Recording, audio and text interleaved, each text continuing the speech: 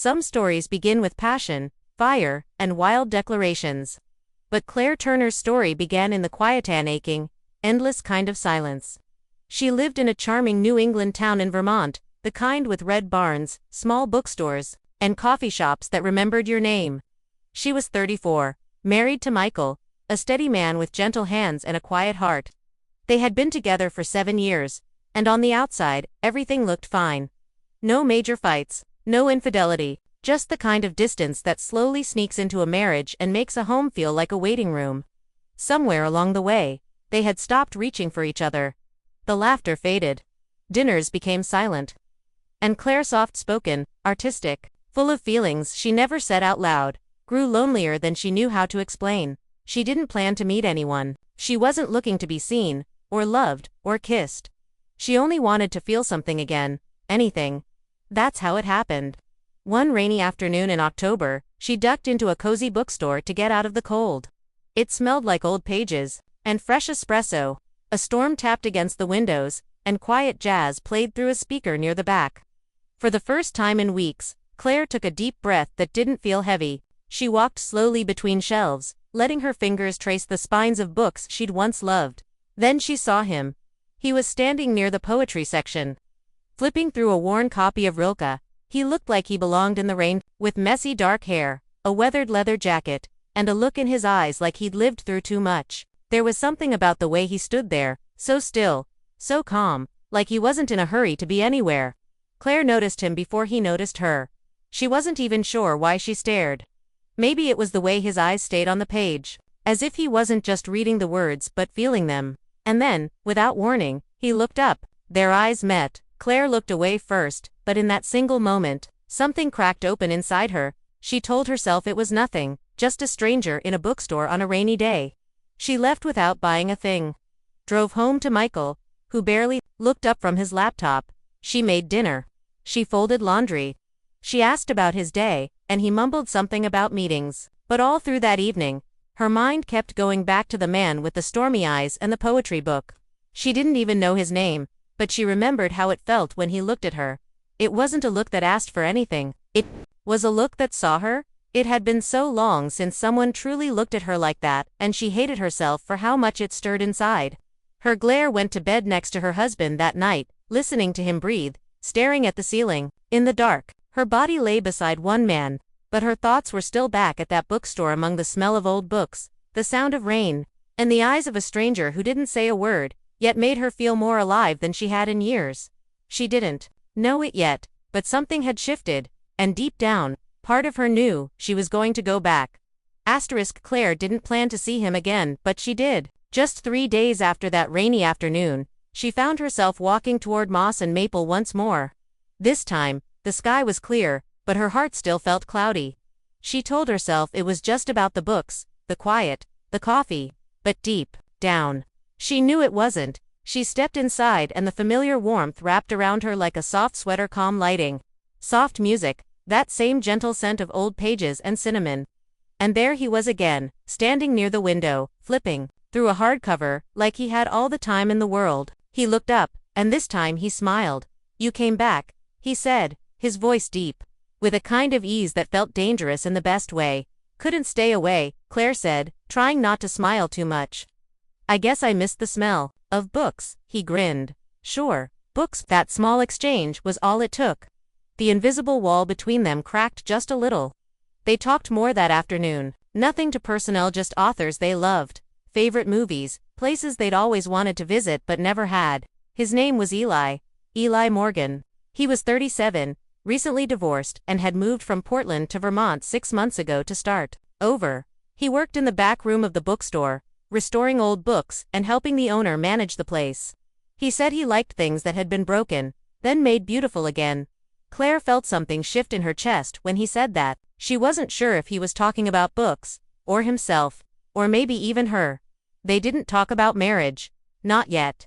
Claire didn't say she had a husband, and Eli didn't ask. Maybe he already knew. Maybe he didn't want to know. But the space between them kept growing smaller. It wasn't rushed, it wasn't planned, it just was. Day by day, visit after visit, they started to find a rhythm. Claire would stop by once or twice a week, sometimes just to talk. Other times, Eli would make her a cup of tea, and they'd sit near the back window, reading quietly, saying little, letting the comfort of shared silence speak for them. One afternoon, Eli pulled out a poetry book and read a passage aloud. His voice was calm, a little rough, like it had carried too many secrets. He read slowly, carefully, like each word mattered. Claire sat across from him, nodding, but not really hearing the poem. All she could focus on was him, his hands, his voice, the way he looked at her like she wasn't invisible. In that moment, something inside her came alive. Claire knew it was wrong. She was still married. She hadn't told Eli anything. But the truth was, she hadn't felt married in a long time. She hadn't felt wanted, noticed, or even real. Not until now. That night, when she lay beside Michael in bed, his back turned to her like it had been for the past few months. She didn't cry. She didn't think. She just remembered Eli's eyes. The way he'd looked at her as he closed the poetry book. It wasn't love. Not yet, but it was something. And Claire was starting to wonder what might happen if she stopped pretending she didn't feel it. The first time Eli touched her, it wasn't a kiss. It was just her hand, and yet it felt like the beginning of something she wouldn't be able to undo.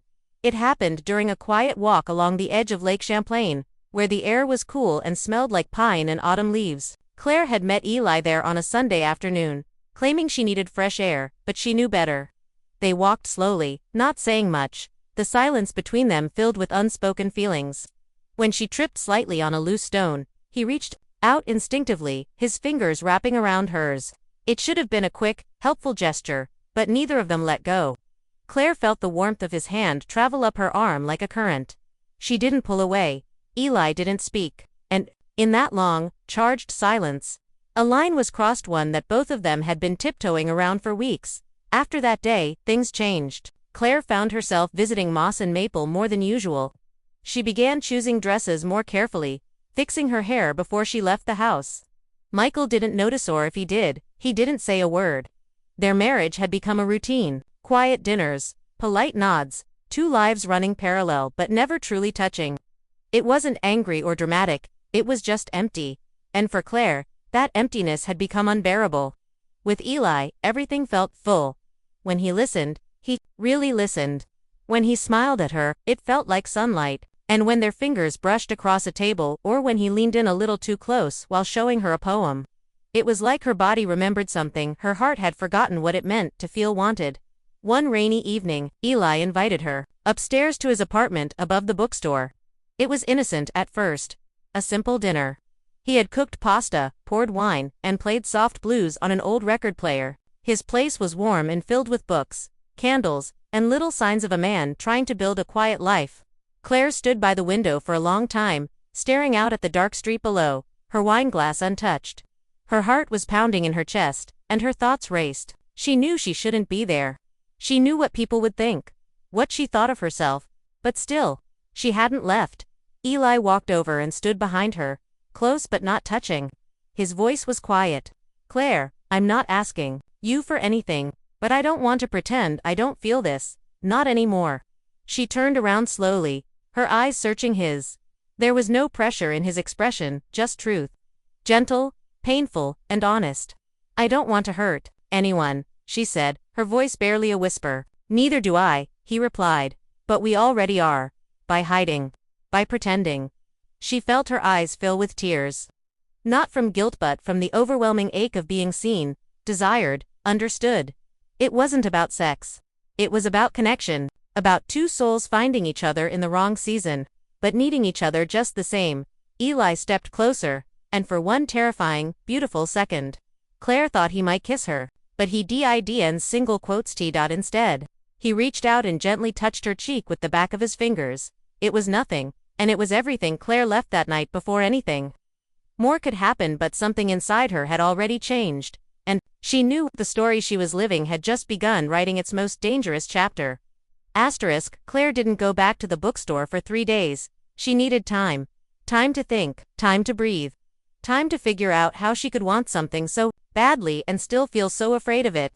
She stayed home with Michael, moving through her days like someone pretending to be herself. He noticed she was quiet, maybe even sad, but he didn't ask why.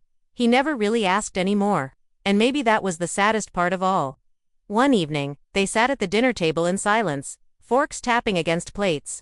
And Claire suddenly looked up and said, "I met someone." She didn't plan to say it just came out like a truth that had been waiting too long to be spoken. Michael put down his fork slowly. He didn't shout, he didn't accuse her.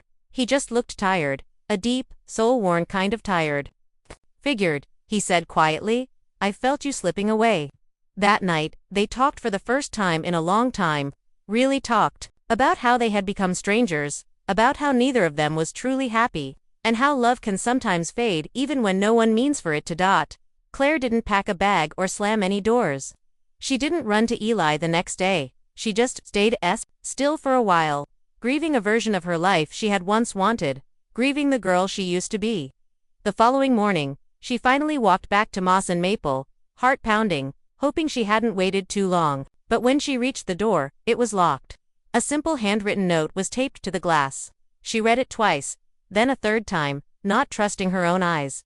"Had to go home for a while. Take care of you, E." That was it. No explanation, no goodbye, just those few words, gentle, final, and heartbreaking. Claire pressed her palm to the glass and stood there for a long moment, blinking back the sting in her eyes. He had left, and somehow, that hurt more than if he'd stayed and asked her to leave everything behind. He hadn't forced her to choose. He'd simply stepped back and let her face herself. In the weeks that followed, Claire stayed in the same house with Michael, though everything felt different now. They moved slower. They spoke softer. There was no pretending anymore. Sometimes they sat in the living room at night, not as husband and wife, but as two people trying to understand how they'd drifted so far apart. And sometimes, when Michael was asleep, Claire would pull out one of the old poetry books she'd borrowed from the shop and read it aloud in a whisper. Almost like she was speaking to someone who wasn't there. She didn't call Eli, she didn't write. Part of her wanted to, but another part of her knew that not every story ends in a kiss. Some stories are quieter, softer, some are just chapters in the book of who we become. Eli wasn't a mistake, he was a mirror. A beautiful, necessary ache that reminded her she was still alive. That she still had feelings, dreams, longings. That she still deserved to be seen. Claire didn't know where life would take her next, but she knew one thing for certain: when you meet someone who makes you forget who you've been and remember who you are, they stay with you. Not always in your life, but always in your heart. Some loves aren't meant to last forever, but they echo, and they never really leave.